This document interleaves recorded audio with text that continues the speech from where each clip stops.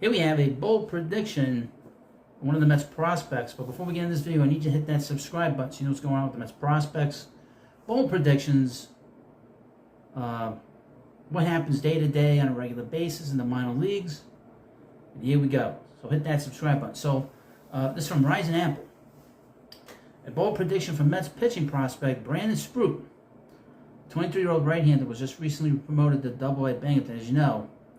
He was drafted last year by the Mets, and he was drafted 2 years ago by the Mets. So the Mets really like him a lot. The Mets have made no mistakes in their 2024 intentions from the outset. Fans and media personnel have been well aware that this season is about building for the future.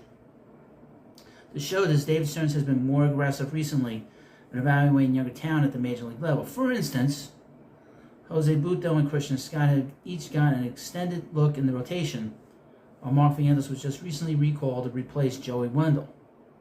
Aside from the major league team, the Mets have made a plethora of minor league transactions over the past week. They've been very aggressive the past week or so. Ryland Thomas and Blake Tidwell were both promoted to AAA Syracuse, while Ryan Clifford and Nolan McLean will now report to Double-A Binghamton. Ryan Clifford the other day hit his first home run, and Nolan McLean started his first game for the Rumble Ponies. Drew Gilbert and Jet Williams will also soon return from the 7-day injury list. Drew Gilbert's dealing with a hamstring issue, and Jet Williams is dealing with a sore wrist. However, there is one prospect not getting enough accolades for his recent promotion. Okay, Brandon Sprout has opened everyone's eyes at Brooklyn. I can't say the name of the park. It used to be Keystone Park. And Brooklyn this season. Selected in the second round of the 2023 draft from the University of Florida, Sprout has the arsenal become a top-end starter. In 5 games started, the 23-year-old has allowed just 3 earned runs in 25 and third innings. He also allowed just 12 hits and struck out 33 batters. Last week, the Mets rewarded him for his dominance by promoting him to Double-A Binghamton. His first start at Mirabito Stadium, he pitched 5 scoreless innings with 6 strikeouts and allowed just 5 batters to reach base. Suffice it to say, the Double-A Binghamton will be rocking when he pitches this season.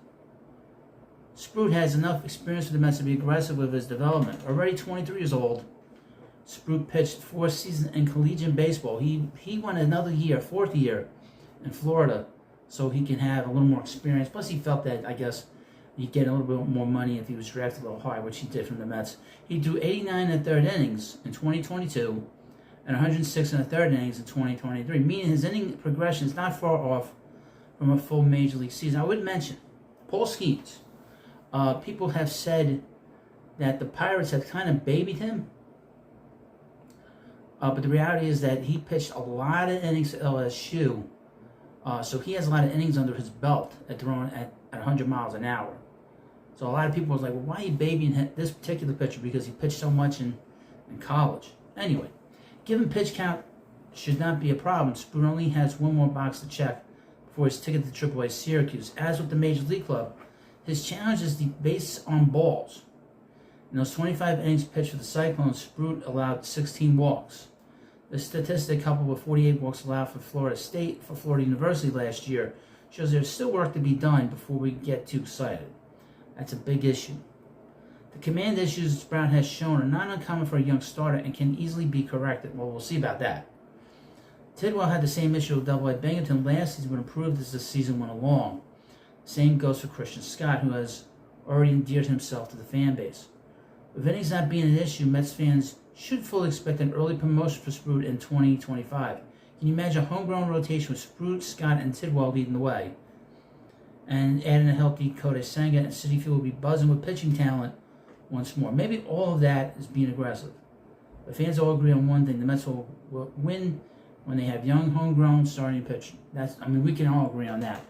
The Mets won in 2015 because of their pitching, and obviously 69 and 86 because of their young pitchers back then. So let me know what you think about this video and hit that subscribe button, and I'll see you later.